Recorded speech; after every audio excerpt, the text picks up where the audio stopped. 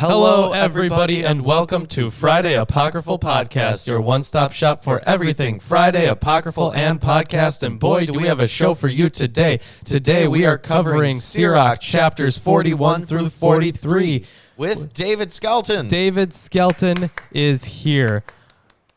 I'm back. Yes. With a vengeance. I haven't watched Die Hard in a while. No, neither have I. If you did not see, we had him on last week, and it was fantastic. It was a very long episode, but we had some amazing commentary, and it pretty much owe it all to David Skelton, the expert in this book. And people seem to really enjoy him on the show, just in general, even beyond just the Sirach stuff. So, David, it's fantastic to have you back. Absolutely. Thanks for inviting me back. Oh, yeah, anytime. Yeah, seriously, really anytime. So today we're covering these chapters. Yeah, there's going to be some stuff on daughters. Yeah, I know that David mentioned last time that we're going to be coming up on some very iffy stuff in this episode. Right. So it should be exciting. I have the Anchor Bible Wisdom of Ben Sira, new translation with notes by Patrick W. Scahan, introduction and commentary by Alexander A. Delela. I have the Wisdom of Ben Sira, also known as Ecclesiasticus, and this is the translation from W.O.E. Osterley. And I'm reading out of the New Revised Standard Version whenever y'all make me read. All right. We also have Eerdman's commentary on the Bible and the, what is that? New Interpreter's Bible Commentary. Yes, New Interpreter's Bible Commentary. Yeah, we got a lot of stuff here, a lot of references. Yeah, a lot of stuff. We've also got classic Bibles and stuff everywhere. So we do, but currently I guess we do not need those Bibles. Yeah, no, we don't, because this book isn't included in those Bibles. No. So, anything either of you want to say about this stuff that we're about to get into in chapter 41 before we get into it? Sorry, go ahead, David. Just a random aside, but it is connected to chapter 41. I learned a while back that all of Sirach 41 is actually put to music in German by Brahms. The Brahms Lullaby guy, who did more than just that. But it's called O Tot, which in German is spelled T-O-D. Wie bitter bist du? You can look it up and listen to different people sing Sirach 41. And I don't know why he included this chapter in the rest of it's all like New Testament-y passages and other things. And yay, the one after that is yay, Gospels. But I guess before we get to yay, Gospels, we have to sing a song about the bitterness of death. And from this chapter. Wonderful. What were you going to say about it? No, I actually was looking over these, and no, I have nothing to add before we hop into the readings. All right, then when we're doing this, everyone in the audience can just imagine that I'm doing this in German to music. Yeah. Okay. So. It's so simple. Yeah. Chapter 41. O death! How bitter the remembrance of you for the person at peace in his home, for the one who is serene and always successful, who still can enjoy life's pleasures. O death, how welcome your decree to the weak person of failing strength, stumbling and tripping on everything, with sight gone and hope lost. Fear not death, the decree for you. Remember, it embraces those before you and those after. So a little bit here on, did you already get through verse 4? No, that was verse 3. Okay, tell me when you're done with verse 4. Okay. From God, this is the decree for all flesh. Why, then, should you reject the law of the Most High? Whether one has lived 10 years, 100, or 1,000, in the netherworld there are no arguments about life. So the first interjection refers to a person who has adequate resources, personal and otherwise, to enjoy life, whereas the second indicates someone whose aged body stumbles and trips, having grown weary of the accompanying aches and privations. Naturally, death appears differently to these persons. One thing they have in common, however, is a date with the Grim Reaper. Ben Sira, therefore, urges acceptance of the divine decree as universal and implies that questioning the wisdom of that statute makes no sense. And also, I'm not 100% sure on what this next part is referring to, but the Hebrew of this verse, because this commentary spans verses 1 through 4, so I'm not sure if he's just including it as one verse or doesn't tell me specifically, but it says that the Hebrew of this verse in manuscript A has a individual decree or statute. Okay. Hook and laws, instruction, Torot, but the scroll from Masada reads ends, kes, as also does the Syriac. Presumably he thinks the interrogative mode, so typical of existence on Earth, vanishes at death, whether it comes early or late. Ben Sira assumes that all distinctions and hence inequities disappear in Sheol. Which is, in line with all the other stuff we've learned about Sheol. And apparently manuscript B reads portion or lot instead of decree. Right. Yeah. Okay. And this is where you're going to... Oh, go on. For the next couple of chapters, if you are really looking at all the, Masada, manuscript B, and Greek, there's going to be a lot of differences here and there. Manuscript B is pretty corrupt in a lot of different places, and also has a lot of variant readings that are trying to fix that corruption that also don't make sense. And manuscript A and B comes from the Middle Ages. They are from the kind of the 11th, 12th century, which is actually close to our oldest complete copy of the entire Hebrew Bible. Also comes from that time period. Most people don't want to think about, our oldest complete copy of the Hebrew Bible coming from the early Middle Ages, but it does. And the manuscript A and B come from that similar time frame.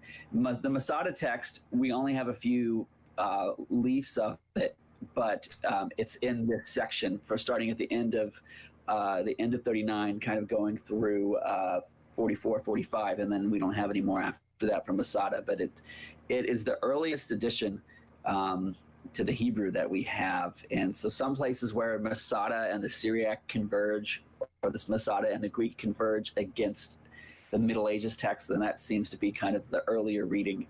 But yeah, what you're talking about Sheol, there's another passage in 1725 that says, it has 1727 that he says, "Who will sing praises to the Most High in Hades, in the place of the living who give thanks? From the dead as from one who does not exist, thanksgiving has ceased." So, praise God now, because once you're dead, no more praise. Yeah. won't be able to then. Yeah, and that's something that popped up a lot in the Psalms. It did, yeah. Right. Yeah. So this goes a lot with, as you were saying, Lawrence, with the kind of conception of Sheol as this kind of void that everybody goes to. At least Ben Sira seems a little bit more chipper about it than other people.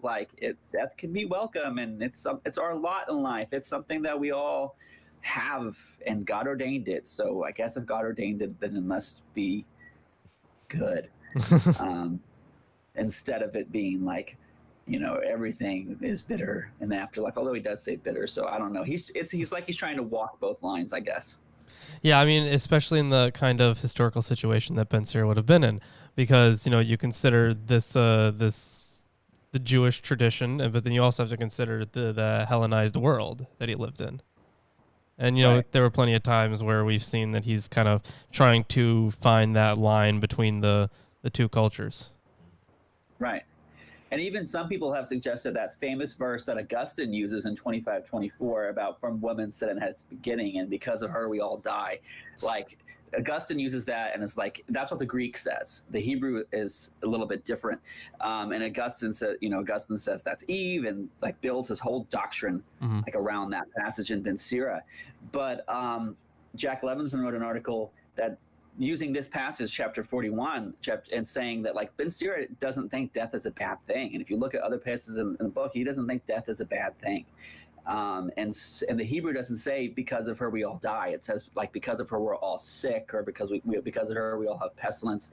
And so he has suggested that the woman is Pandora and not Eve, which interesting. I think is interesting. I mean, in later Christian tradition, Pandora and Eve are together. Anyways. That is very interesting. Although, yeah, because so I'm currently working on a video about the Council of Ephesus, and Pelagianism and original sin are brought up a lot in the readings. I won't be covered too much in the video because, like, honestly, like from all the sources I could find about Ephesus itself, they didn't really care too much about Pelagianism. That was already like an issue that was solved by the time of the council. But when discussing at least the first thing they did on the first day of the council, then Pelagianism does play a part, because it was like specifically said that this is a heresy, even though it was already kind of declared a heresy at a smaller synod. But yeah, there's a lot of reading about original sin is my point. Yeah. Okay. So I just wanted to mention that before we move on to other stuff. Okay. All right. A reprobate line are the children of sinners, and witless offspring are in the homes of the wicked. Dominion is lost to the son of the unrighteous, and reproach remains with his seed forever. Yeah, so children were to Sirach the only access to any kind of life after death. Although children of sinners are abominable with perpetual disgrace, Sirach is not wholly against them. They may suffer disgrace through an ungodly father. So the fault is not theirs, but inherited. So, kind of bouncing off of what you said about Augustine, right. I'm sure this kind of... He could have also taken this kind of mentality, but it seems like he took it a step further. Right. Well, a lot of this comes from kind of Deuteronomy sort of language, and you also see this, about in language like the blessings shall be upon, the curse will be upon their children and their children's children, and so you can inherit the shame of your family, the shame of your fathers, and that's like as you all probably know, a rapid debate eventually when you get into later prophetic books like Jeremiah and Ezekiel seem to be fighting against this notion of like blaming the grandpa and great grandpa for like everything that's happening. Yeah, I was before you mentioned that, actually I was going to reference Ezekiel, because I remember reading a passage in Ezekiel that was basically like the sins of the fathers do not go down to their sons and whatnot, and I was like, this is very not original sinny. So yeah, right, that's Ezekiel 18, like only the soul that sins shall die, which is used in a very interesting way by Jehovah's Witnesses. Yeah, I mean, to be fair, a lot of stuff is used in a very interesting way by Jehovah's Witnesses. This is true. You know what I found really interesting, actually? I mentioned this on the show months ago now, but the Bible that they use doesn't have the pericope adulterae, which I found really interesting. That is interesting. Yeah. Really? All right. Like they'd never even heard of the story. It's a pretty famous story. Right, yeah, it's a pretty famous. So even if it's not in your Bible that you're using, I would have just assumed that people have heard of it. Guess not. Yeah. Children curse their wicked father, for they are in disgrace because of him. Woe to you, O wicked people, who forsake the law of the Most High. If you have children, mischief will be theirs, And if you become a father, it will only be for groaning. When you stumble, there is lasting joy. And when you die, you become a curse. All that is of naught returns to naught, so too the godless, from void to void. The human body is a fleeting thing, but a virtuous name will never be annihilated. Have respect for your name, for it will stand by you more than thousands of precious treasures. The good things of life last a number of days, but a good name for days without number. Yeah, and the whole reputation is obviously very important for Ben Sira. Yeah, and familial reputation. Yeah. Right. And that goes back to what we talked about last week, that here Ben Sira, maybe this is his way of dealing with Kohelet's problem about, like, we all suffer death and it's all fleeting, and so what's the point? Like, your children live on after you, so there's one thing. If you don't have heaven or hell, what lives on? And your name. And he's really leaning into the name reputation thing. He did that in our reading last week, and he's again here. Mm-hmm. There's also a note here that the Hebrew term translated as godless, I think it's chanep, but I could be wrong. Also, it's in 4110b. But apparently it also means apostate. So. Oh, right. Yeah, I mean that would make sense. I mean, hell, even Christians were called atheists at one point. Mm-hmm. And the words, well, the nouns, not and void occur as a parallel pair also in Isaiah 40:17. So that's interesting. We are covering Isaiah currently. We are, yeah, on our Sunday show. So I wonder, I mean, this is me going off the top of my head, but I wonder if that, because Isaiah 40 starts off with the whole voice in the wilderness coming out and God leading them out in the desert, and God kind of being the new Moses leading them out from the desert. But the desert in this case being Babylon, and they're going to a new exodus back to Jerusalem. So I wonder if that deserty language is what Ben Sira is drawing from here. Maybe. All right. We're now in a new section, same chapter.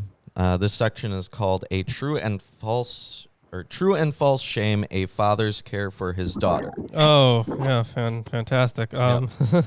So this is, are you at 41:14? Yeah. Okay. It says 14b, C, 15, 14a, 16. Okay. Is the order that they're going in. Okay, so honor and its negative counterpart, shame, were strong motivating forces in ancient Mediterranean cultures. Ben Sira demonstrates the appeal this ethical system had on the Jewish world, although he seems to represent the minority opinion on several specifics. Some of these may have been, on these positions on reasons to feel shame and reasons why not to feel shame. Some of these may have been disputed because they represent a clash between Hellenistic and Jewish values. And these things that I'm about to read, it says, these bicola, which are found in M, MSB, G, and Latin, are given also in 20:30 through 31, where the Hebrew text is not extant. The order of the text, verse 14 BC, 15, 14a through 16a, 16 BC, as given in this translation, comes from M and manuscript B. The verse numbers are from G, which has jumbled the correct order of the verses. So it's messy. Yeah. Right. There's a lot of textual messiness in Ben Sira. Yeah, I've noticed that. Hidden wisdom and concealed treasure. Of what value is either? Better the person who hides his folly than the one who hides his wisdom. My children, listen to instruction about shame. Judge of abashment according to my rules. For not every kind of shame is shameful, nor is every kind of abashment to be approved. Before father and mother be ashamed of immorality. before prince and ruler of falsehood, before master and mistress of deceit, before the public assembly of crime, before associate and friend of disloyalty, and in the place where you settle of theft. Be ashamed of breaking an oath or agreement and of stretching your elbow at dinner. Yeah, so most of these seem pretty normal, but yeah. But then, as has been noted, the real surprise: be ashamed of leaning on your elbows at meals. Mm-hmm. Yeah, no. Oh, shame. So during the But Passover they Seder. didn't recreate though either, like because we're thinking of. I mean, I used to get yelled at about that, and I went to a camp. I grew up pretty conservative, and I went to this church camp that used to have a song about every time you put your elbows on the table to shame you, and it was get your elbows off the table, insert name. Get your elbows off the table, insert name. We've told you once or twice. It isn't very nice. Get your elbows off the table. But the tables that we use now, that you can put your elbows on like that, right? That's not how they ate. That's not how they ate in antiquity. They reclined, and you kind of, if you were reclining and eating, you kind of had to prop your elbow up. So I don't know what he's getting at here. Well, there is a logic to this that is not hidden at all, and I swear that I brought it up on a stream before.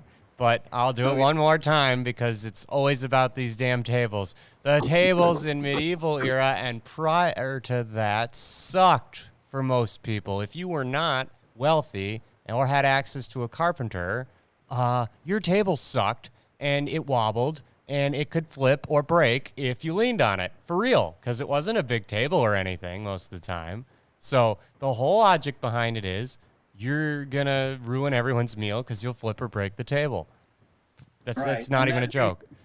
Shame. I mean, particularly for a scribe, like if you're supposed to be this wise sage that everyone's looking at for advice, like you're supposed to be the Socrates of the town, like you don't want people to be like, that guy's an idiot. Yep. He doesn't even know how to eat at a table properly. Yeah. Well, it no longer applies, folks. I know. The tables are better constructed.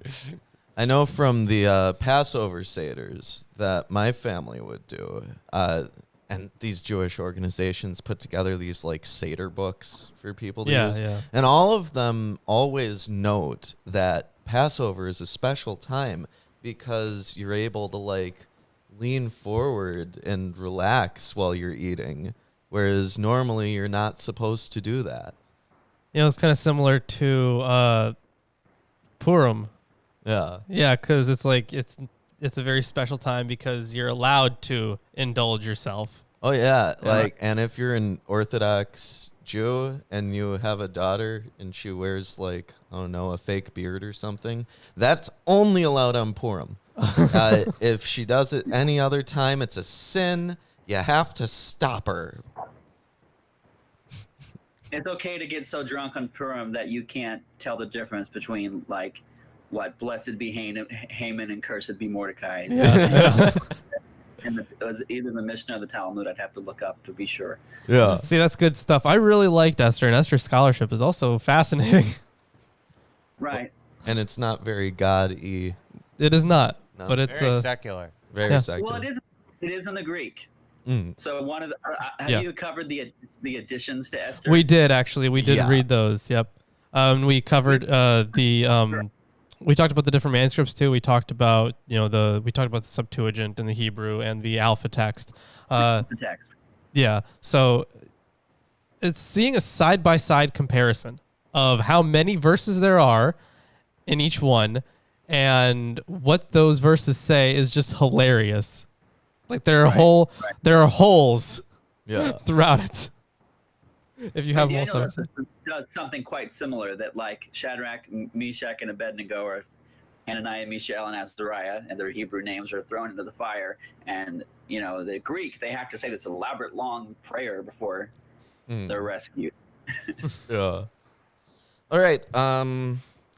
So I finished this long being ashamed. So it ended on elbows. Yeah. Okay. Ended on elbows. Of refusing to give when asked, and of rebuffing your own kin, of defrauding another of his appointed share, and of failing to return a greeting, of gazing at a man's wife, ooh, and of entertaining thoughts about another woman, of trifling with a servant girl of yours, and of violating her bed, of using harsh words with friends, and of following up your gift with an insult. That's the end of chapter 41, but it's not the end of this poem that continues into chapter 42.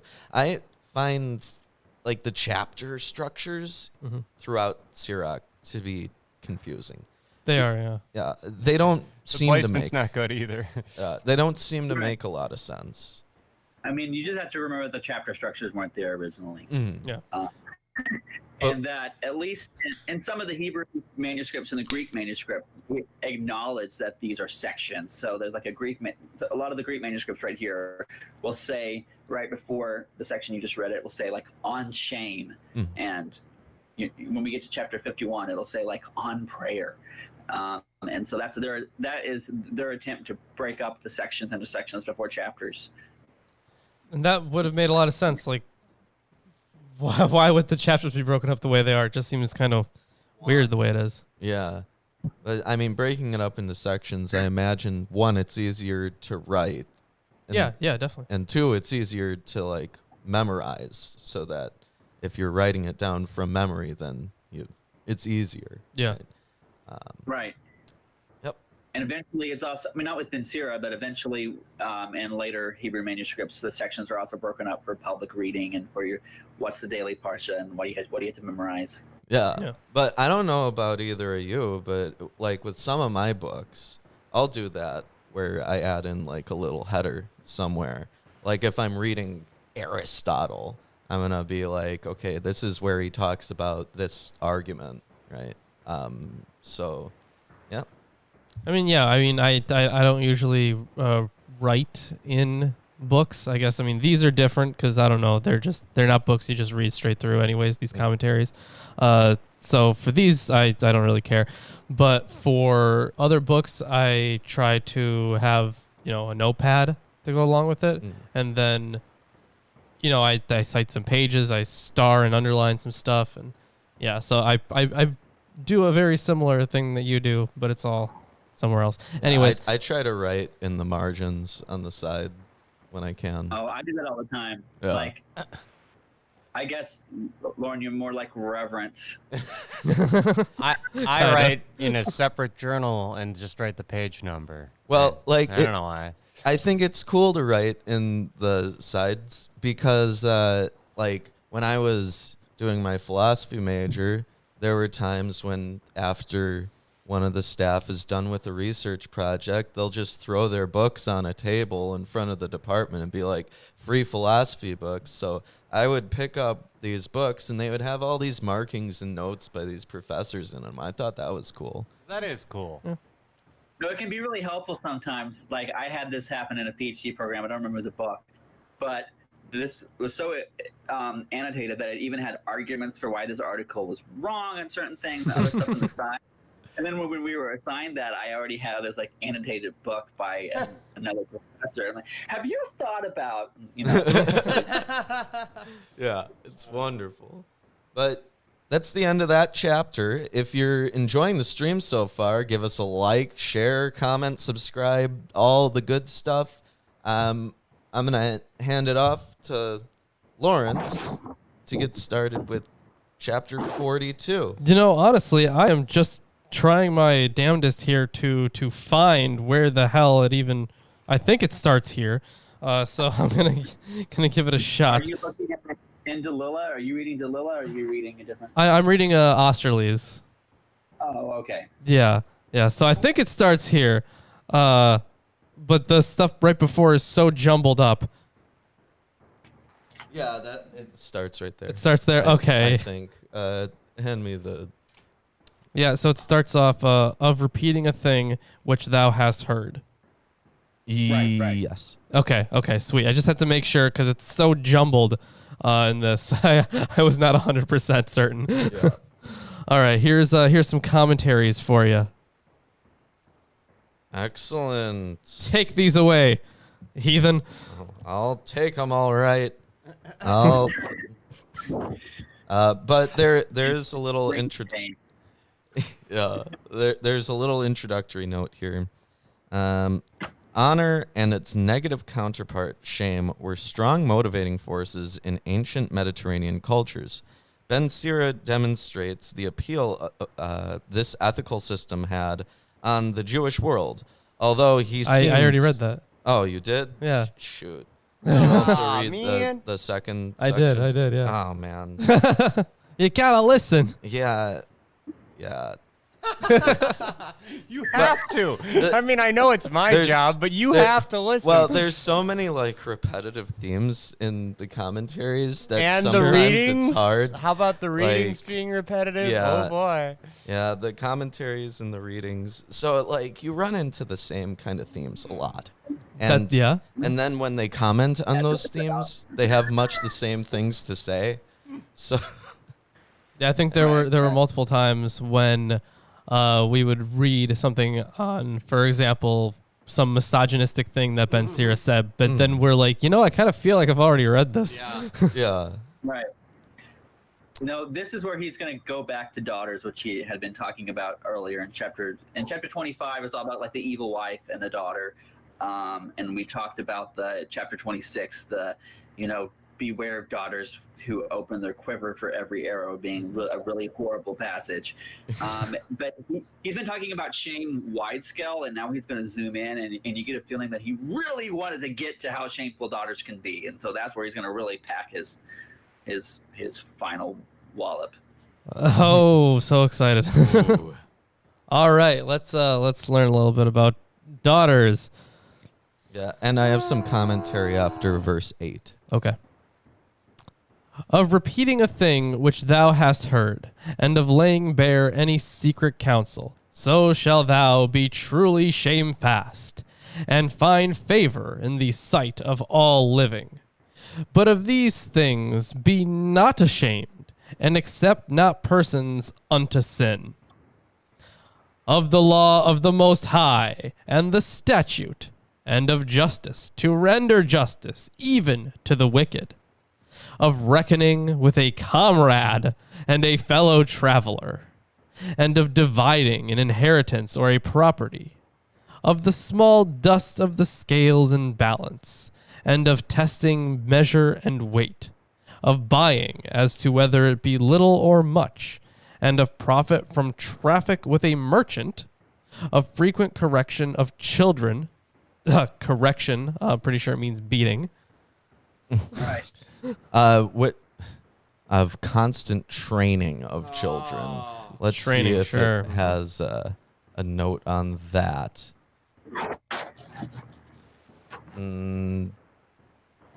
I mean, Nothing. there had useful. been in Ben Sira before a note about hitting your children. Yeah. It's wild. Yeah.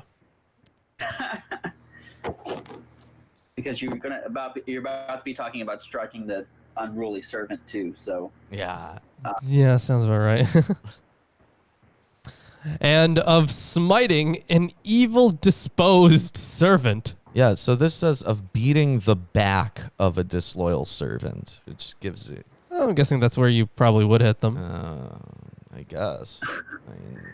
I mean, I mean, there's any kind of flagellations. Those happened a lot. yeah. Anyways, for an evil wife, a seal, and where many hands are a key.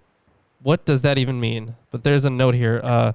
Okay, so he does leave it here. So for an evil wife, a seal, i.e., that the wife's property may be made secure to the husband. Wow. And then for the next one, and where many hands are a key. Okay. He just notes amended text. So I'm not even 100% sure. Where many hands are a key. And of a key where there are many hands. Let's see. Let's hope there's a commentary somewhere, because that one does not make that much sense. The way the NRSV translates this is where there are many hands lock things up. So I guess the way that I'm pretty sure it was Delila who did the NRSV translation. the way that he's interpreting it is like if there are lots of people around, lock up your valuables, keep them secure. I guess. Okay. And I was looking up the servant passage. So what's interesting to me, I mean, the Hebrew uses musar, which is a typical word for discipline.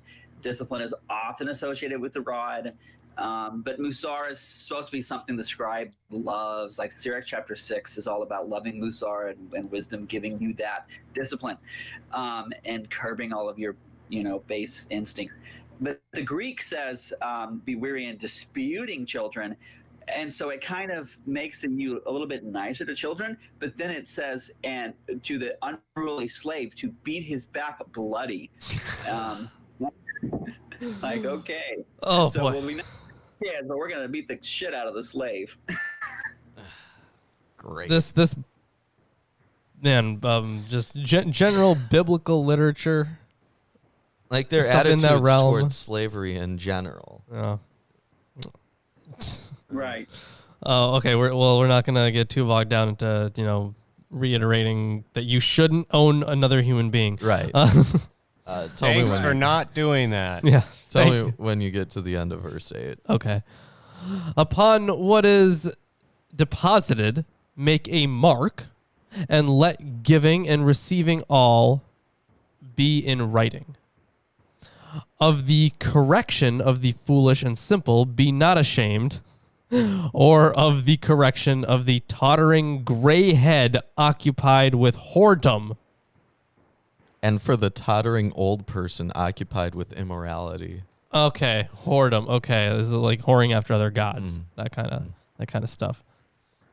Whoredom. Wow. So shalt thou be truly well advised, and a modest man before all living. So the NIB commentary says about this. This section actually treats merchants neutrally, accepts profit as appropriate in dealing with them, and insists on written records for deposits or withdrawals. The Xenon papyri from 3rd century BCE Egypt furnish exceptional evidence of at least one royal official's obsession with an exact account of all business transactions. Ben Sira's own students were probably literate, but the extent of literacy among average citizens is unclear.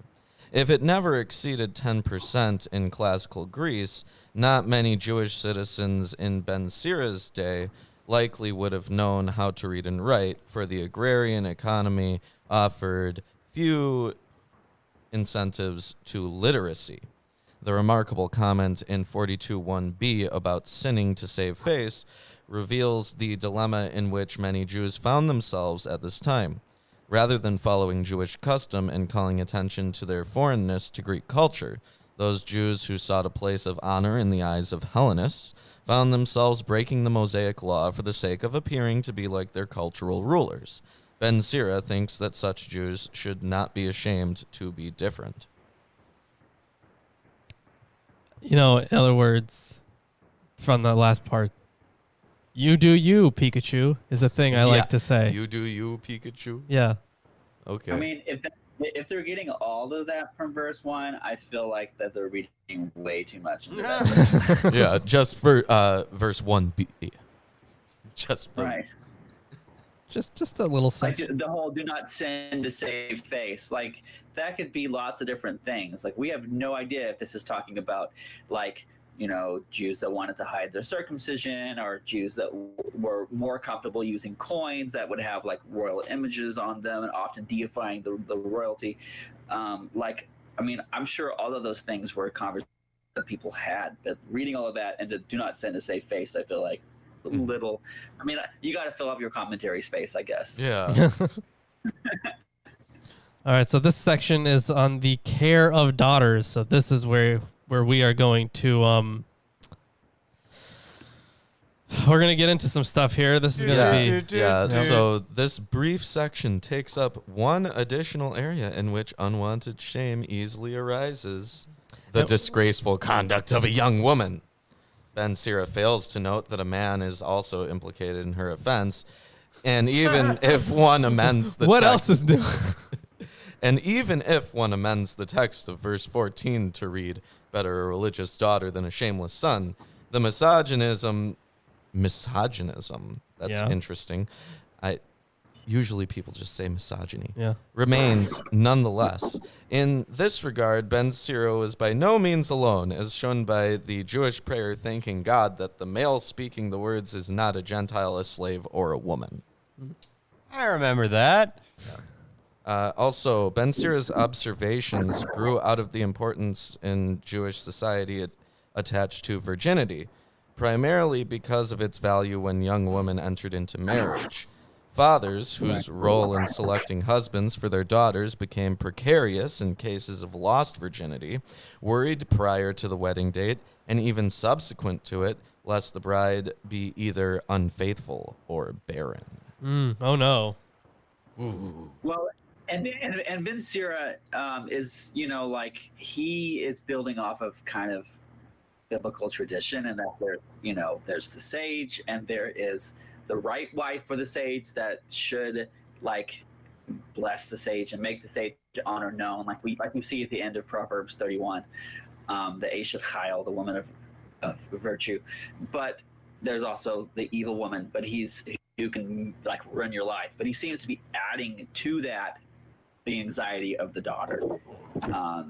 Specifically, where he's different from some of the misogynists in Greek philosophy is, like, you've seen Aristotle and Plato, and Philo builds off of this as well, that at least male and female are still like separate acknowledged categories in Ben Sira and in other Hebrew texts, whereas in Greek philosophy, like, a woman is basically a defunct man, like man is the category and woman is just a messed up man. And men are connected to souls and spirituality, and women are connected to flesh and body. And so there's a lot of misogyny going around and different ways to conceptualize it. And I would at least argue, partly in Ben Sira's defense, not saying this is not all horrible, but that he's not as bad as some of the Greek writings. Oh yeah, definitely. Yeah, he's also not as bad as some of the Indian writings. And I mean, also you can even also not some of the Latin writings. There's people are shitty. Yeah, like Tertullian, for example, super sexist. I thought, honestly, I think Tertullian was a good polemicist, but his writings are very, very amusing. But yeah, dude was super sexist. yeah.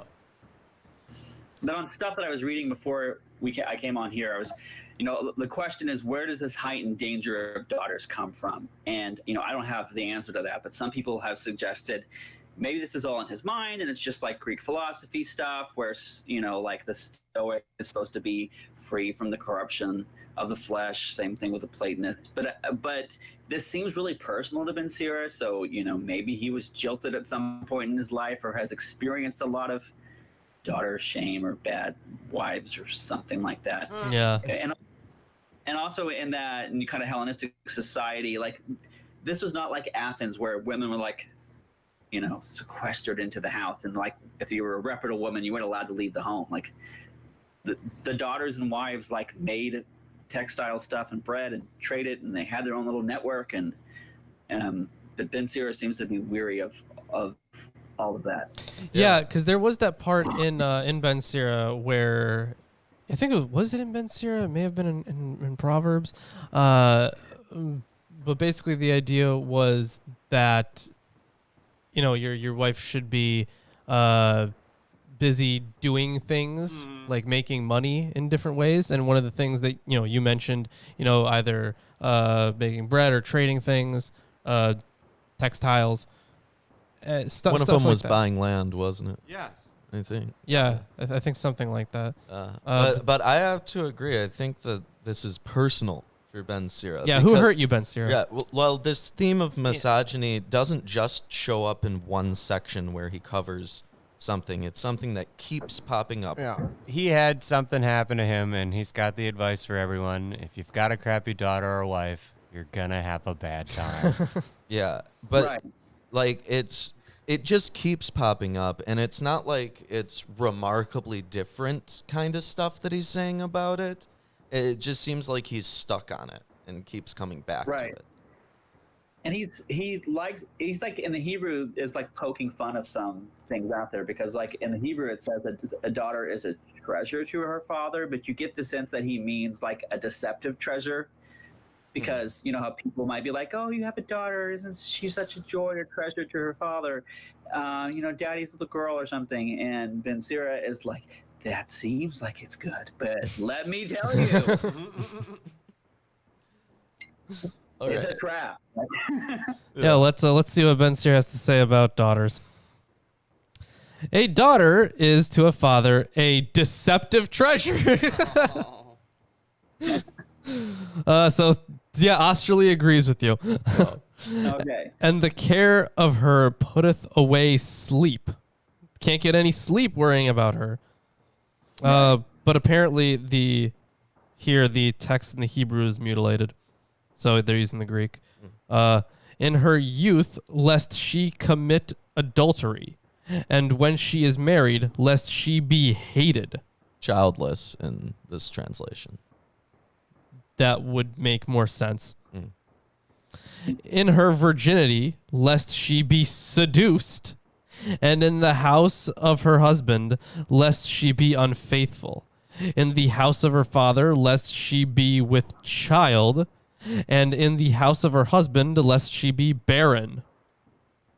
So he's describing ways in which the so some of these seem like he is kind of mentioning the daughter as being a potential tool, like, you know, to get some use out of. Because, you know, you have the references there to in the house of her father, lest she be with child, and in the house of her husband, lest she be barren. Right. Yeah. Because those are different situations and you should be in different places at those times. Yeah, but still it's, you know, what they can do in those situations that is being referenced. Right.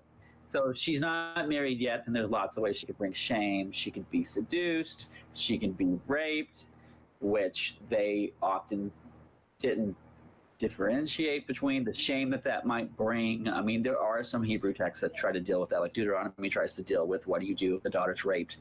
And if she's like if she's out in the woods, then the blame like goes on the person who rapes her, and he has like forced to marry her. But if she's like in the city, then the blame goes on her for like not crying out and getting people's attention. And I mean, it's not a good solution, but it's at least trying to acknowledge that the man has some role to play in that. But Ben Sira is not acknowledging the man's role at all in like the seduction of the daughter or the rape of the daughter, or just like before she gets married, she can cause all kinds of shame to you in different ways. And once she's married, she can still cause shame to you, because what if her husband that you picked for her just doesn't like her? And what if she guys can't produce a child, or what if she then has adultery on him? Like, with again, no talk about, well, what about the man that has adultery with her, and that sort of stuff. Like, it's all about the shame that she can bring you as the dad, and why you should be weary of this treasure that you're given. Keep a strict watch over a headstrong daughter, lest she make thee a laughingstock among thine enemies, a byword in the city, and a running together of the people. Apparently, running together there is literally an assembly. Right. And shame be brought on thee in the gathering at the gate, in the place where she abideth. Let there be no lattice. Ooh. And in the house where she sleepeth, no entry round about. It also says this text is amended. That last one there. No spot that overlooks the approaches to the house. It's an interesting thing to look out for, I guess. Let her not. Go ahead, David.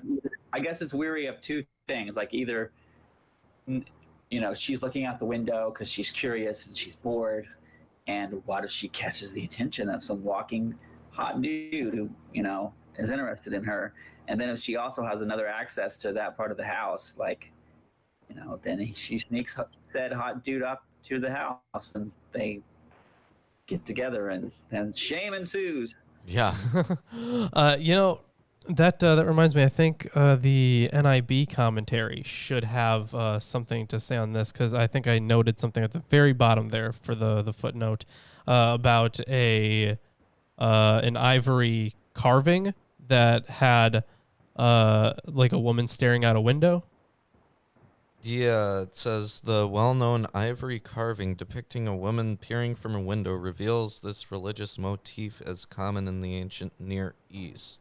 Yeah. Okay, so it says to hide a young daughter from a male's gaze and resulting seduction, Ben Sira urges precautionary measures such as preventing her from looking out a window and enjoying the relative freedom and conversation of married women.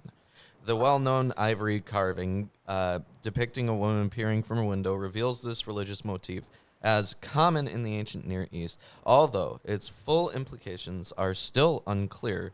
CF Proverbs 7:6. Yeah, and because Proverbs does this with the foolish woman. I believe is the foolish woman is the one looking through out the window, being like, "Hey, big boy." And here he's basically using the stuff for the foolish woman in Proverbs and applying it to the daughter. All right. and Tell me when you get to the end of verse 14. Okay. Let her not display her beauty before a man, and in the house of women let her not gossip. I can't talk. In the house of women let her not gossip. For from the garment cometh forth the moth, and from a woman's wickedness. So the moth. Yeah, that's like a immaculate conception kind of idea. Like what people used to think flies just miraculously appeared in waste. Right. Well, I mean, moths, they'll try to eat your clothing. So They will, yes. I think there's actually should be a note on that. Yeah, about the moth thing. Okay, the concluding remarks in verses 13 through 14, which are textually uncertain, leave no doubt that Ben Sira held a low opinion of woman.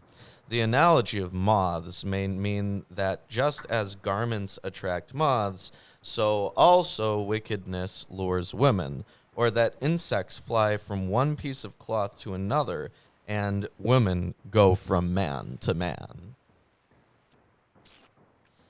Well then. The way that I'm interpreting this, and this is partly coming from Teresa Ellis's book on women in Ben Sira, is she talks about like the women's network that we were talking about earlier, about like bread and textile and selling, and that was never something that one woman did by herself. Mm-hmm. That she had her and other women in the town, and then their daughters included in that, would all kind of get together and work on selling these things together. But in that, there was also gossip and talking about different things, and that's how you learned from those women how to be a woman in that society, and that at least the gossip could go back and forth between two different households because those daughters connected both to her original household and to the new household, and so there's a new network of women she's inheriting.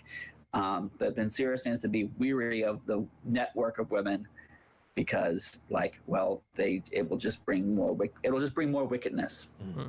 Like one daughter's bad enough. You get all the daughters together. Yeah, this is just hell is gonna.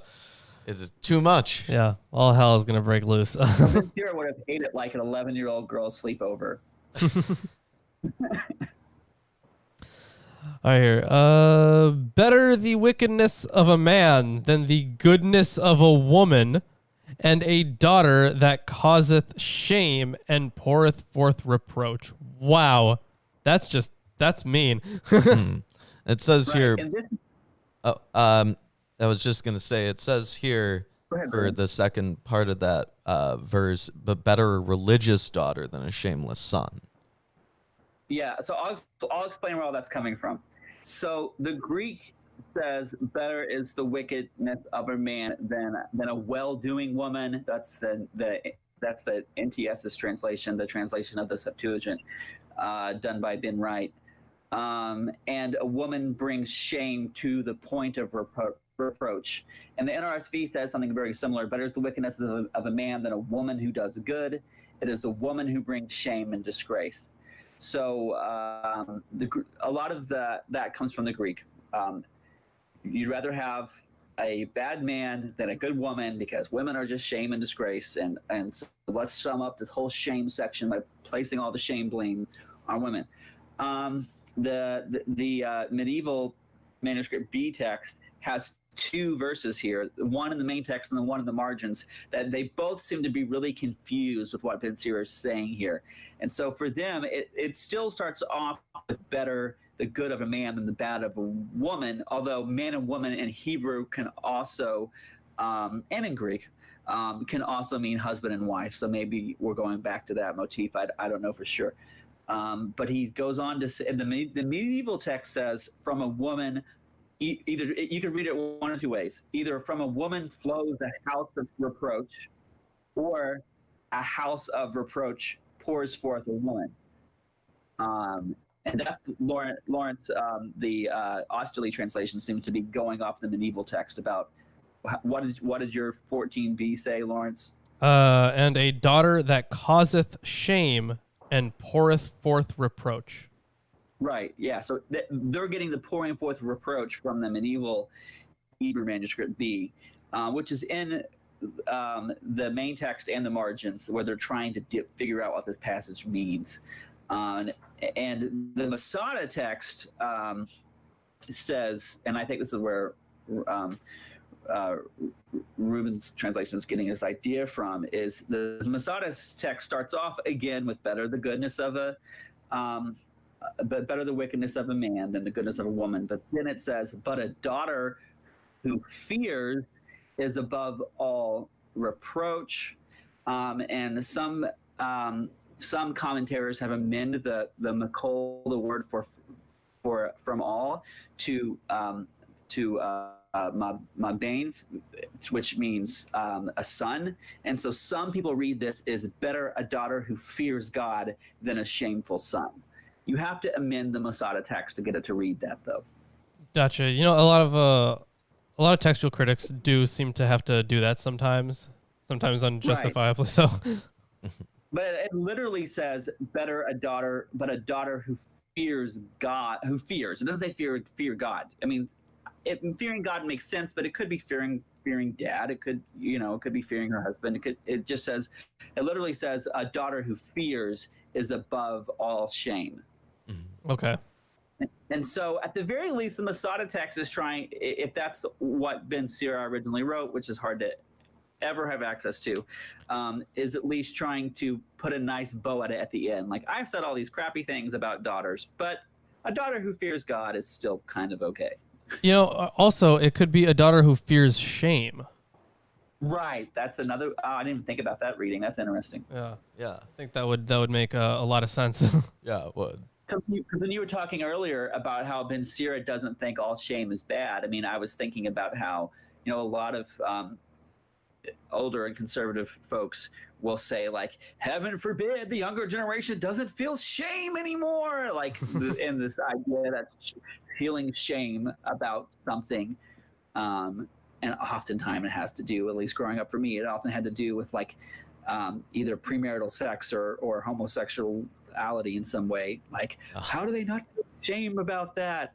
And feeling shame in that context for that person was a good thing. And Ben Sira is a curmudgeon, so I can completely see him being like, there's good shame and you should feel it. Yeah. Yeah, but there's also like a personal shame and then like a social shame. Yeah. They're different things. Right. I think he's way more worried about social shame. Yeah. The idea of personal shame and the introspectiveness of all that. A lot of that develops much later in kind of Greco-Roman, late antiquity, Renaissance thought, where we care more about what you feel personally inside than how society perceives you. Yeah. All right, let's continue here. This section is called God is the God of Nature. Yeah, so this This is a majestic hymn about the wonders of creation. And as you can see, our background here, it's the wonders of creation. Ooh, the wonders. It's just green for me. Yeah, this looks, it's grass. That's what I'm going to say. This is grass for us. How wonderful. Beautiful grass. It says here in many I have a clouded rainbow in my background. That's true. And you know what? We're going to be talking about rainbows today, too, so that's perfect. Wonderful. It says here, in many respects, this hymn resembles Psalms 29, 104 through 105, and Job 38, 1 through 38, as well as noun lists, onomastica, from Egypt and Mesopotamia, which include, among other things, lists of astrophysical phenomena.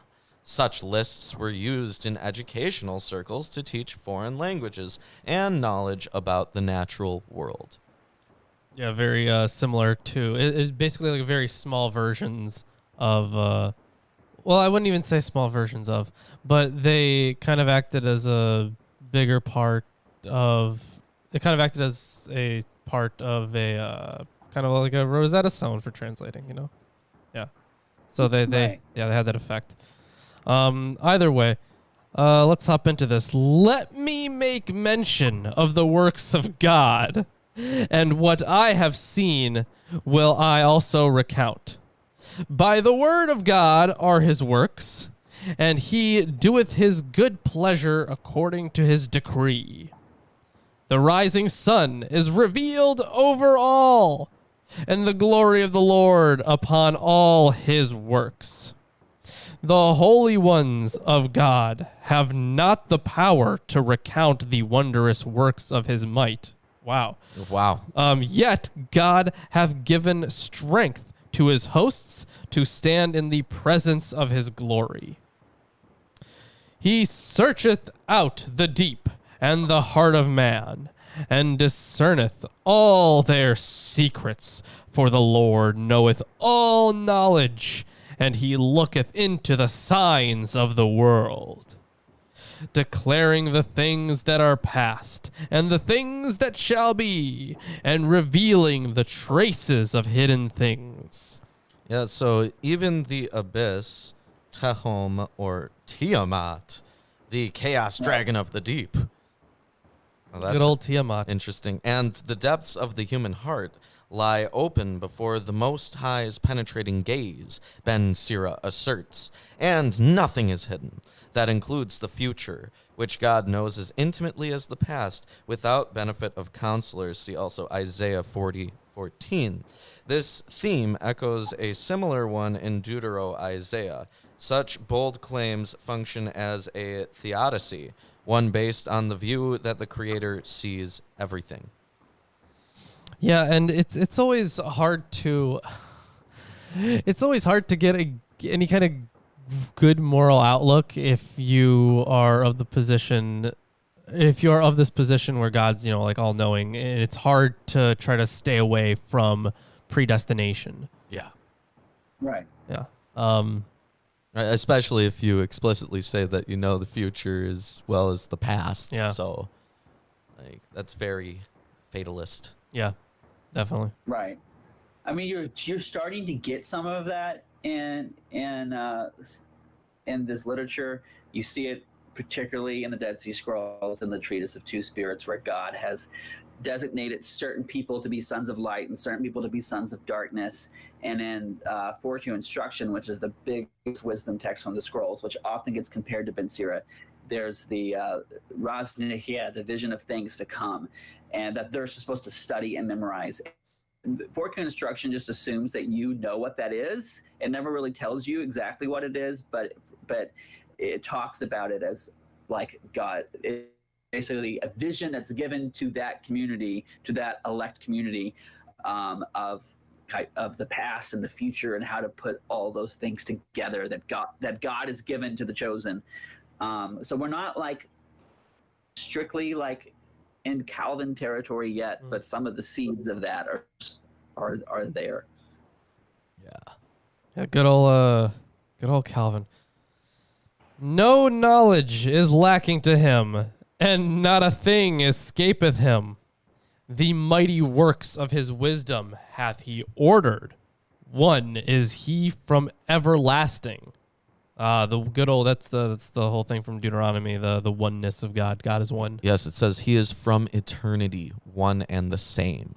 And there's commentary on this. It says the Persian notion of the roving eyes of the deity and the Egyptian concept of the eye of Ra, the sun god, reinforced the belief in a harmonious universe.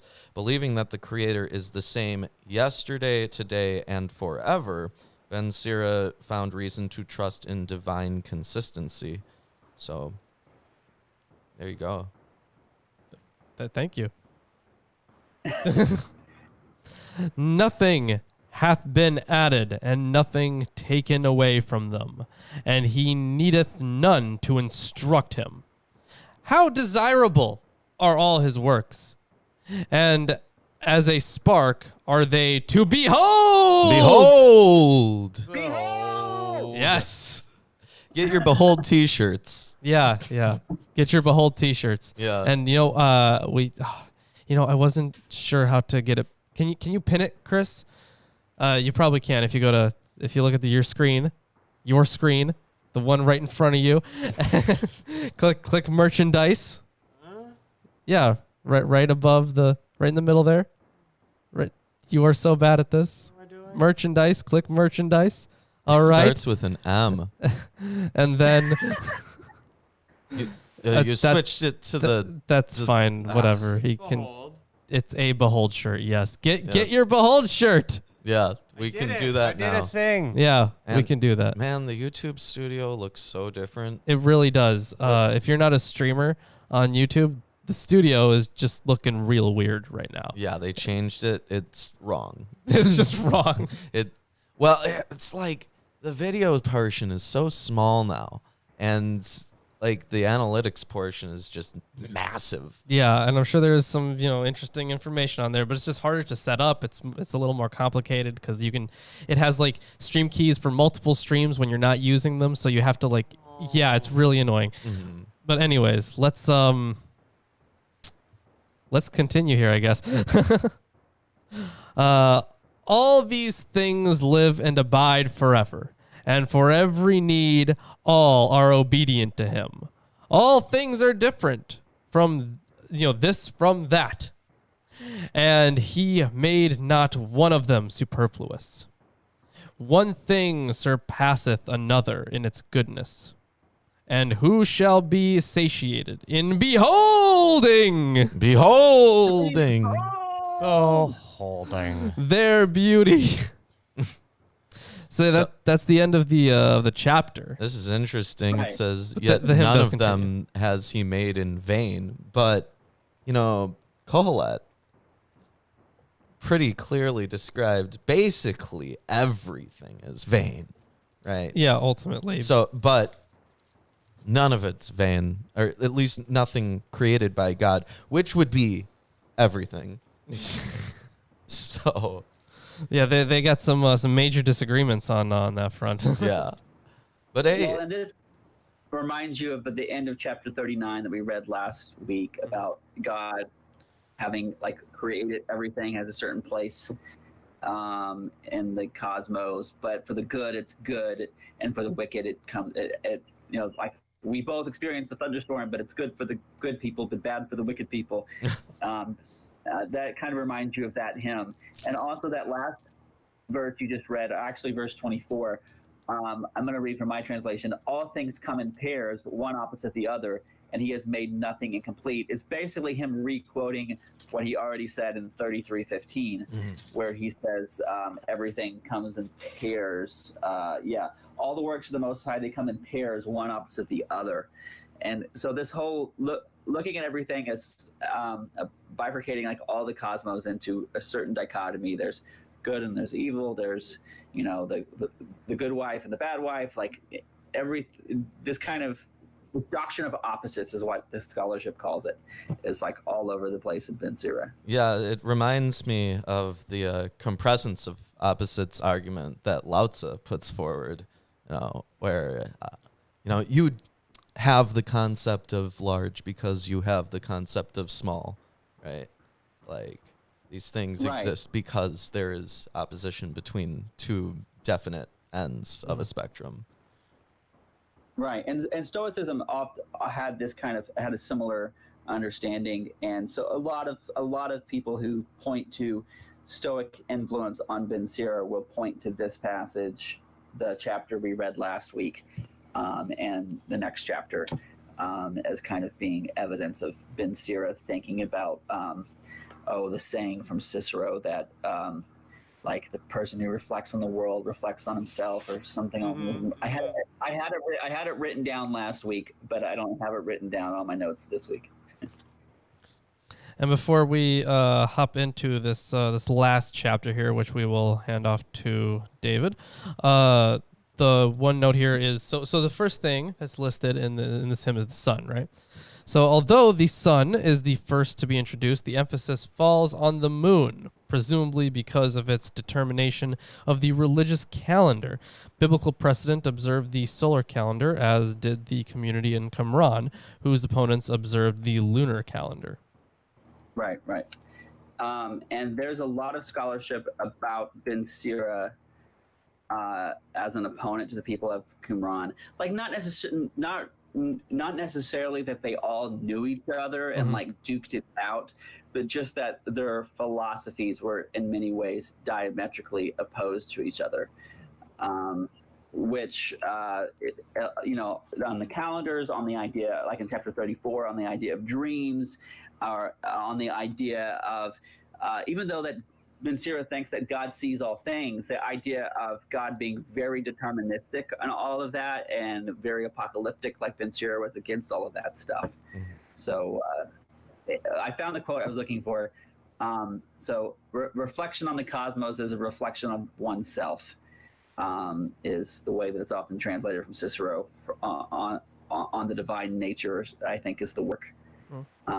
So man is created basically to contemplate and imitate the world. Yeah, I mean, Cicero don't see a reason not to. Yeah. And so this has been Sirach contemplating the world, I guess. So the pride of the higher realms is the clear vault of the sky, as glorious to behold. Behold! As the sight of the heavens. The sun, when it appears, proclaims as it rises. What a marvelous instrument it is, the work of the Most High. At noon it parches the land, and who can withstand its burning heat? Why is that marvelous? The noon sun sucks. A man tending a furnace works in the burning heat, but 3 times as hot as the sun scorching the mountains. It breathes out fiery vapors, and its bright rays blind the eyes. Great is the Lord who made it, and at his order it hurries on its course. Yeah, more of the same, things follow their given path that the Lord had set out already. And it's so shining, and its majesty is just blinding. Yeah, where does it say on its course? On its course, the end of verse 5 is that's how the NRSV translates it. I'd have to look at what the original says. So this says, at whose orders it urges on its steeds, which is more in line, I think, with the Enoch explanation of the sun. I mean, yeah, but he also had the same kind of coarse language as well. Yeah. So for verse 5, I have, for great is Jehovah who made it, and his word causeth his mighty one to shine. I.e. the sun, as a textual note. Oh! Wow. I couldn't have gotten that in context. Yeah. So the Greek here has, at his words, it's hastened on its journey. For Aeon is the journey, just like the scribe who journeys back and forth to know the good and bad, like we saw in 39. The sun has a journey that it travels, and it travels on that journey based upon God's word, God's logos in the Greek. Yeah, that's same kind of a idea popped up in Enoch.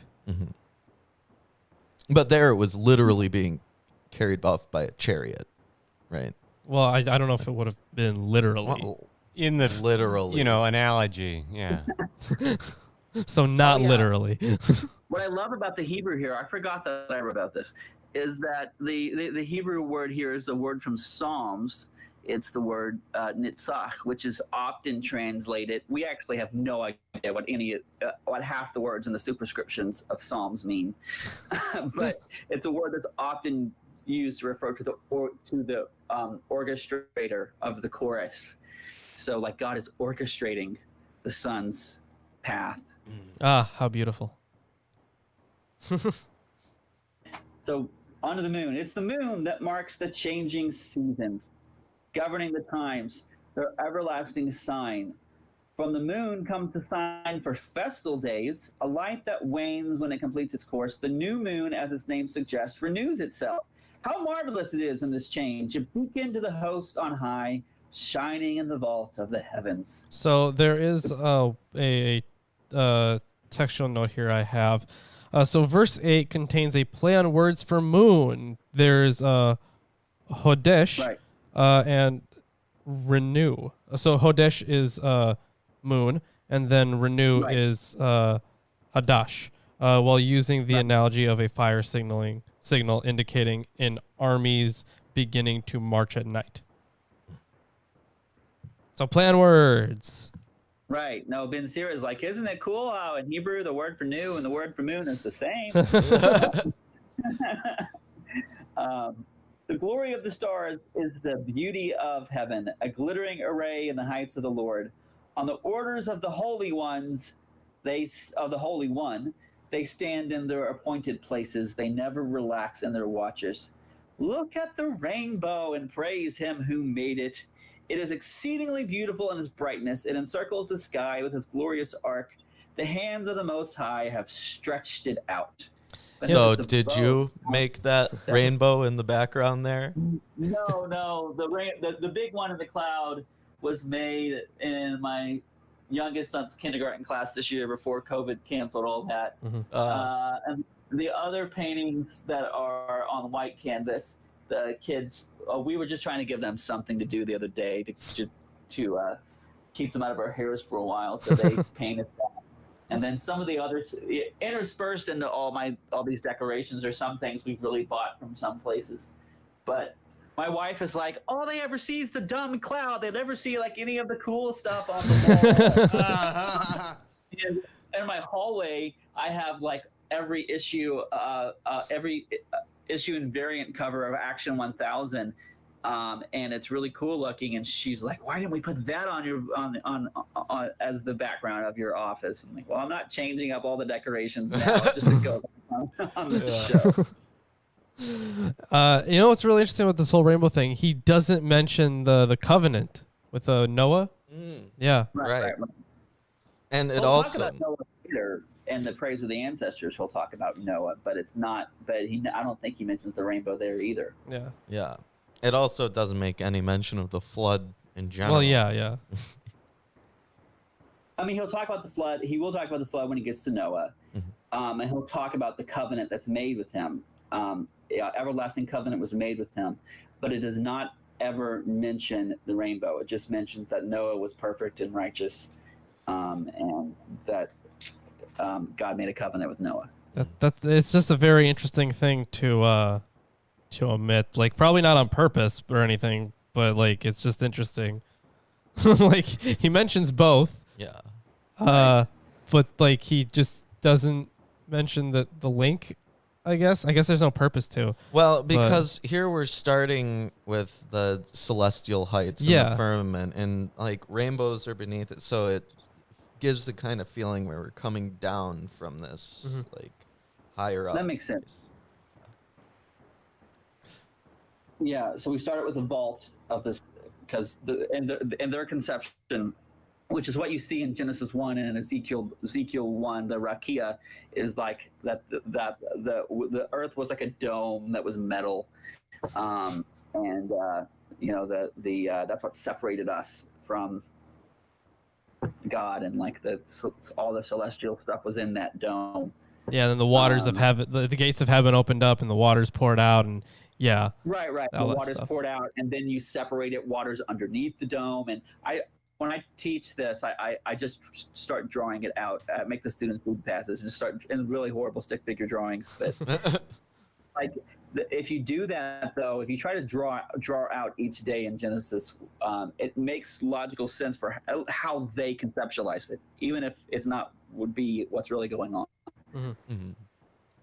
Yeah, I noticed the same thing in Enoch, where like we were trying to figure out. Yeah, like, their cosmology in Enoch is so weird because so the best we could come up with was so you have this flat Earth, right, and then you have a dome around it, but then you have like this cylinder kind of rotating around it too, and it's also on like poles. It's so weird. And there's this like kind of it's a cylinder where you have these pillars that are holding up a flat Earth. Yeah. That's domed on the top where the firmament is, and then beneath the flat Earth, potentially going forever, Right. is Sheol. Yeah, and then describes the divisions right. in Sheol, and yeah. And there's a bunch of windows around the cylinder.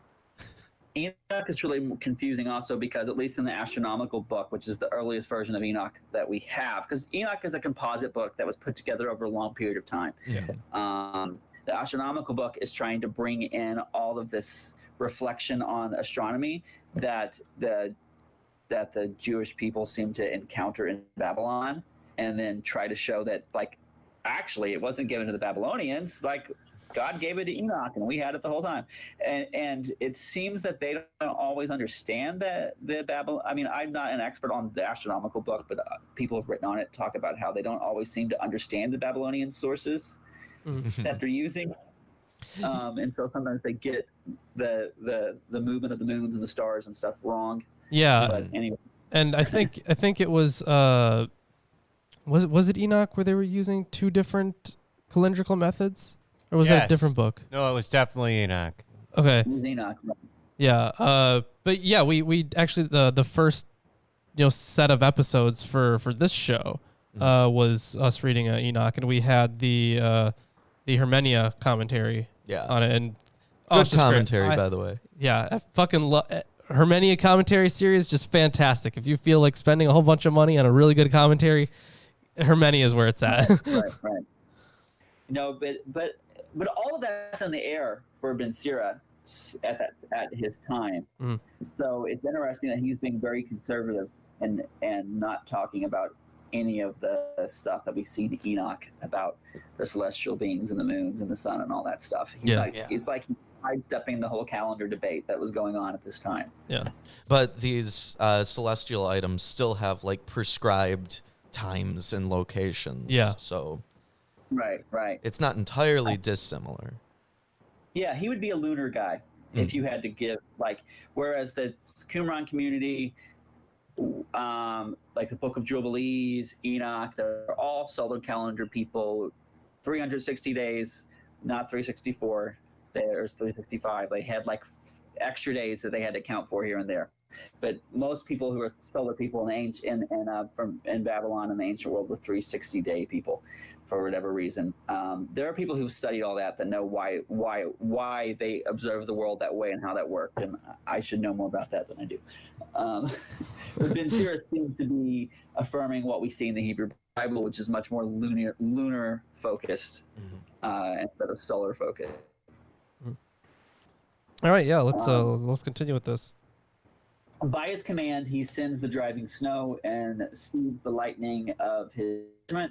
Therefore, the storehouses are opened and the clouds fly out like birds. In his majesty, he gives the clouds their strength, and the hailstones are broken in pieces. The voice of his thunder rebukes the earth, and when he appears, the mountains shake. At his will, the south wind blows, and so do the storms from the north and the whirlwind. Take that, Job. He scatters the snows like birds flying down, and its descent is like locust alighting. So snow is like locust. The eye is dazzled by the beauty of its whiteness, and the mind is amazed as it falls. He pours frost over the earth like salt, and icicles form like pointed thorns. He's like praising bad things. Like Yeah. Great. The burning noon sun, it's great. Mosquitoes, wow. I love hornets. The cold north wind blows, and the ice freezes on the water. It settles on every pool of water, and the water puts it on like a breastplate. He consumes the mountains and burns up the wilderness, and withers the tender grass like fire. Because we all like our grass burning. Yeah, and I love it when the Amazon is being destroyed too. Like, it's fucking great. Oh Our support to Australia. Sorry again, you're still on fire. So Ben Sira did not. Ben Sira would be like a fan of the warning.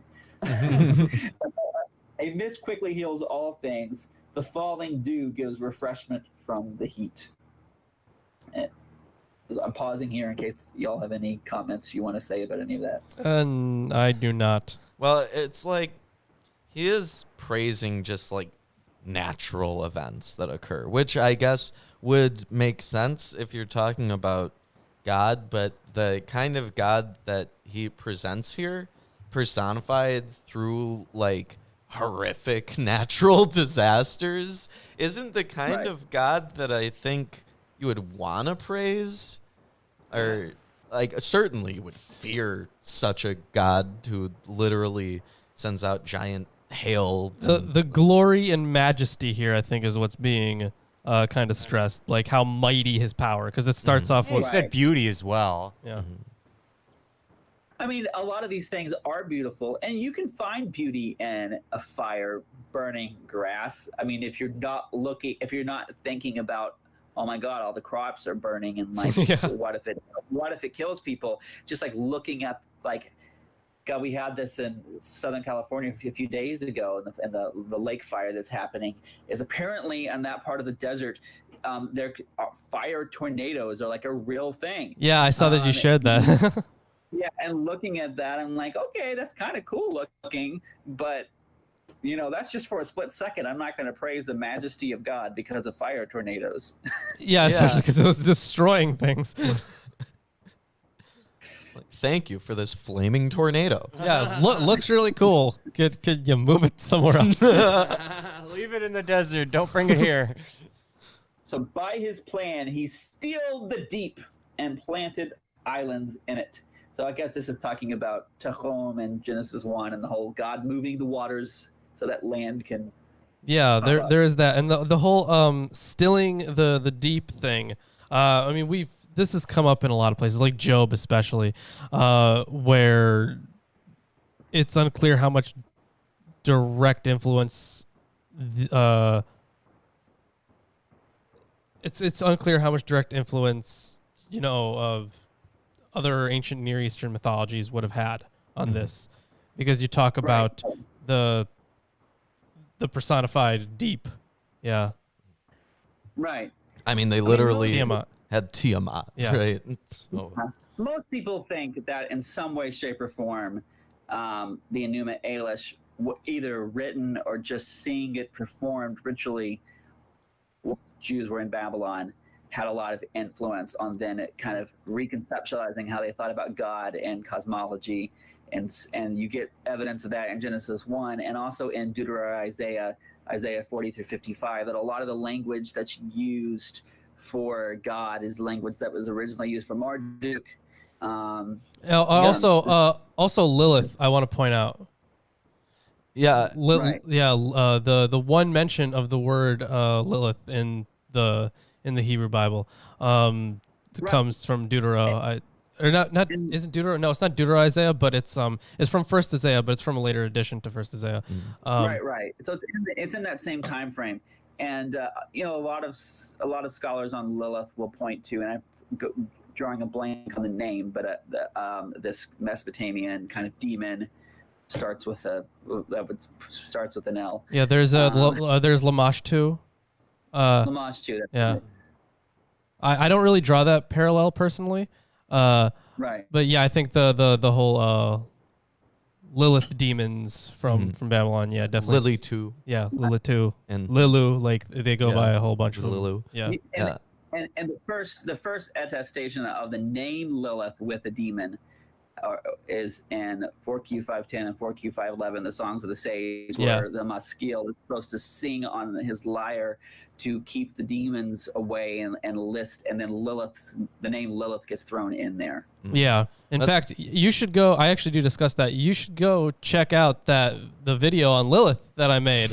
Lilith and Myth and History. Right, you sent it to me, and I really need to listen to it. Yeah, I mentioned I think I did some very good work on that one personally. Yeah. I'm even proud of myself, and I'm never proud of myself. It was a good one. I think that would be tempting to take parts of the Enema Elish because it has different versions out there, a lot of different versions where like one city would have like their local patron deity names in place of other deity names, and events would be ordered a little differently. So the compulsion to adopt it was probably there, given that so many other places had adopted it and changed it up to suit them too. Yeah, and also, you know, the motifs that are kind of portrayed in those ancient Near Eastern texts, they were kind of pretty much, you know, throughout the entire ancient Near East. Like you talk about the flood story,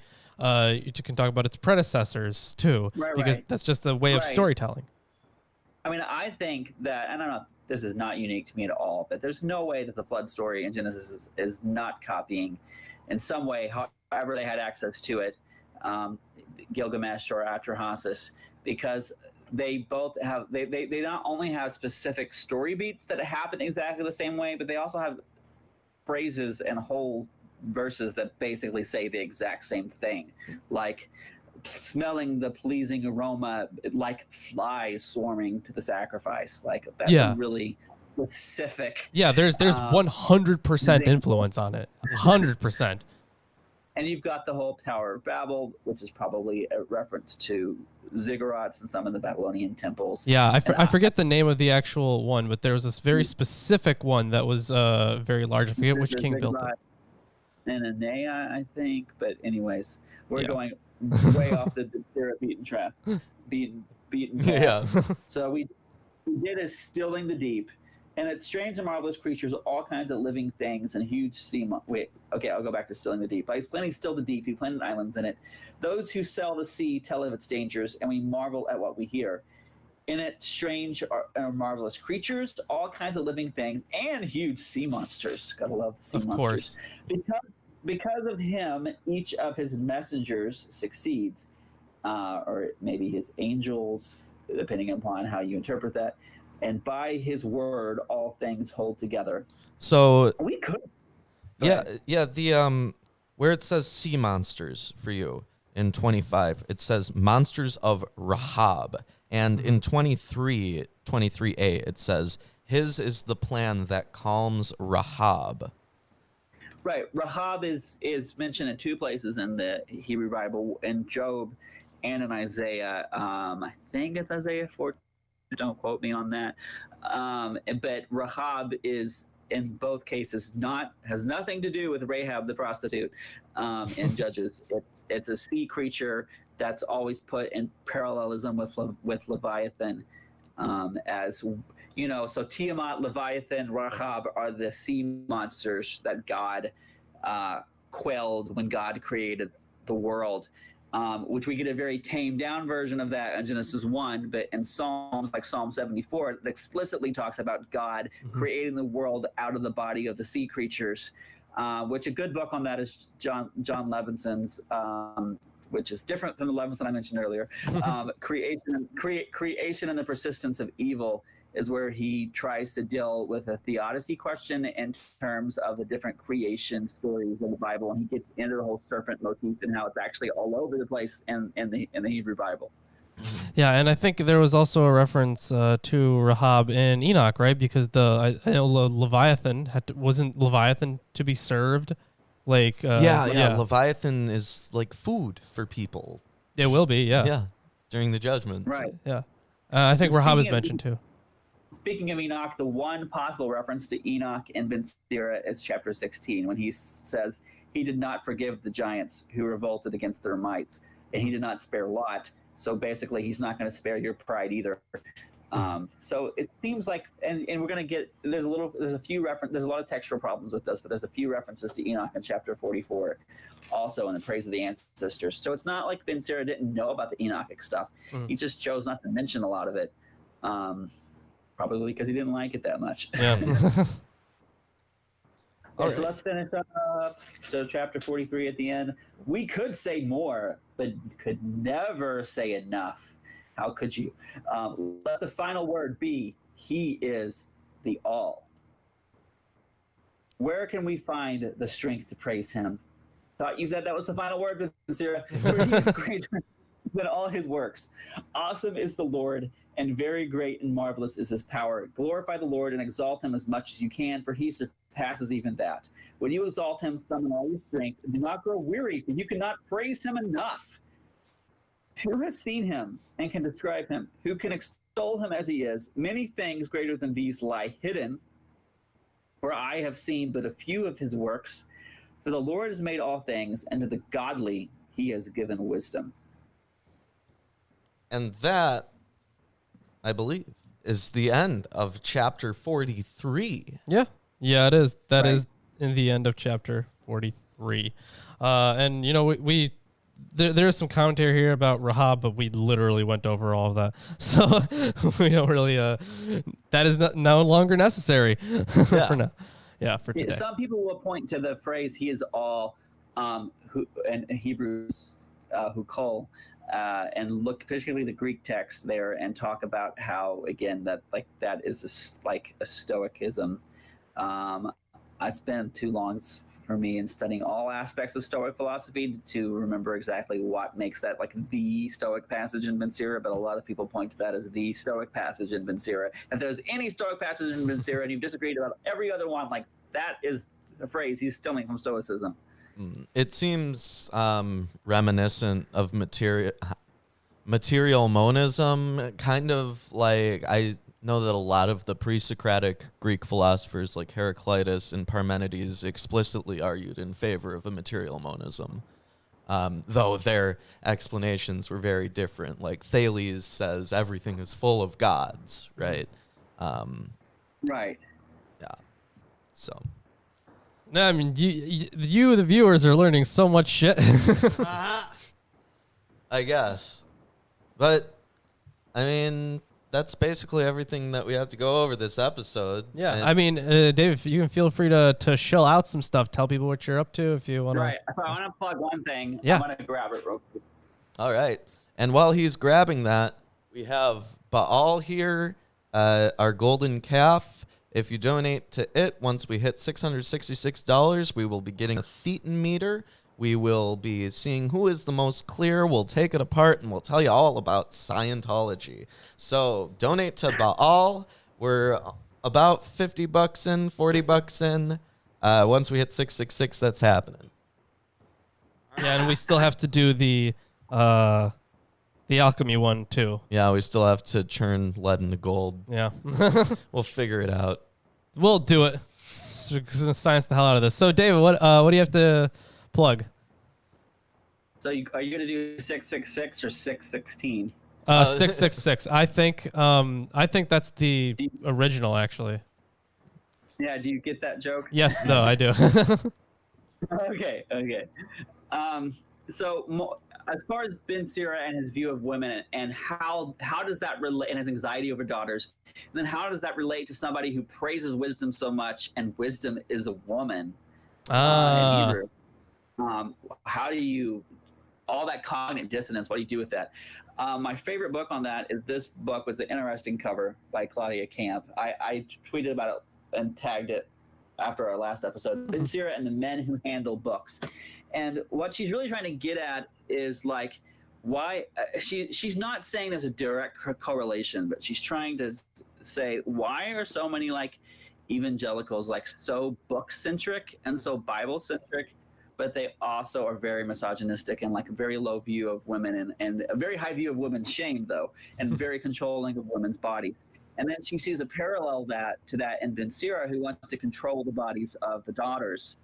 and has high anxiety about the shame they can bring. And basically her argument is that, so since he can't control daughters and can't control wicked wives and can't control all the other women in his life, if Lady Wisdom is not this thing out there in the cosmos, but Lady Wisdom is actually a book that he writes and reads, and he is the official interpreter of, that is a way for him to kind of assuage his anxiety over all the other women in his life that he can't control.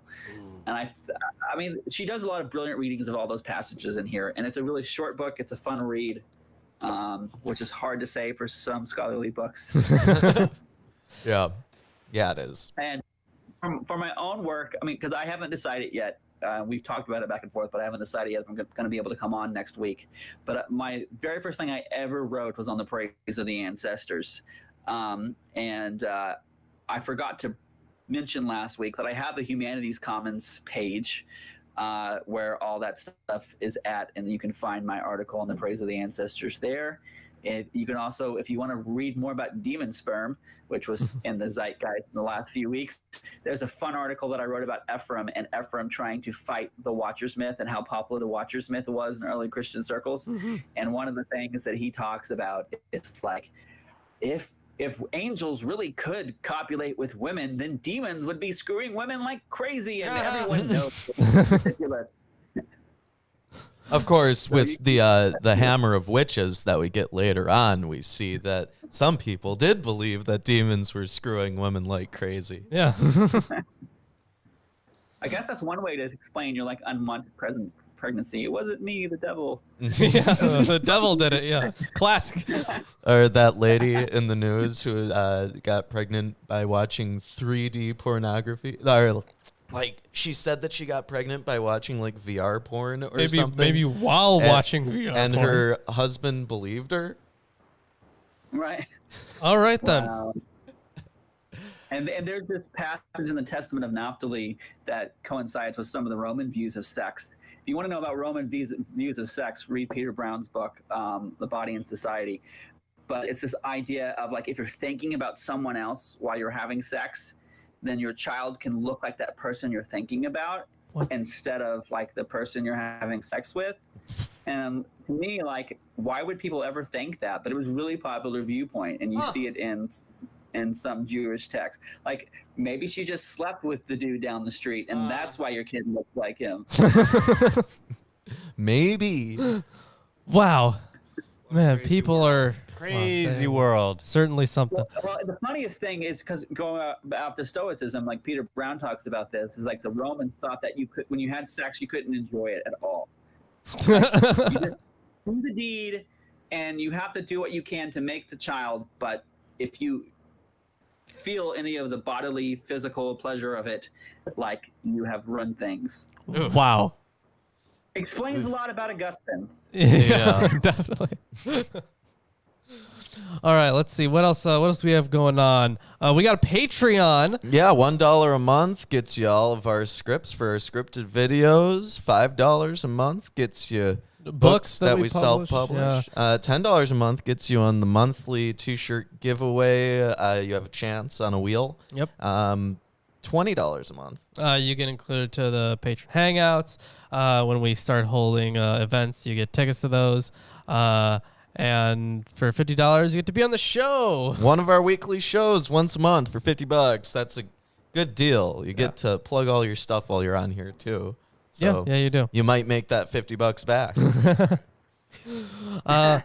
Let's see what else we got going on. We have a wish list. Nightbot's been posting stuff in the chat quite a bit, which is good. A ton of books on that wish list. If you get books from that wish list, they will be on this table. We will read from them. We'll use them as sources. Either on this table, or we will just read them and use them as sources in videos. So if you want to see a video on something, you can get us a book on the topic. We'll read it. We'll use it as a source. Yep. Yeah. One or the other. Yeah. Not the only source, by the way. We're better than that. So we'll use it as a source. Yeah. There's that one. We got a Teespring, of course. We talked about that earlier in the show. Yep. And it is pinned up at the top of the live chat there. Yep. You can get a shirt. Yeah. A wacky and fun T-shirt. Wacky and fun T-shirt. Yep. Absolutely. It's also free to follow us on Facebook and Twitter. Yeah, and you can email us your fan mail or hate mail at milwaukeeatheists@gmail.com. Yeah, or just any other means that you want to do that by. That's fine. That's cool. Yeah. You can tweet aggressively at Lawrence. Yeah, go ahead. At MKEAtheist. Yeah, go ahead. Do it. All right. So that is all the shilling we got to do. Thank you, everyone, for joining us. Hope you enjoyed the show today. Lots of great commentary. I very much enjoyed it. David, thank you so much for coming back on the show. We really love having you on here. Yeah. Yeah. Yeah, you're great. Thank you. Thanks so much, Ruben.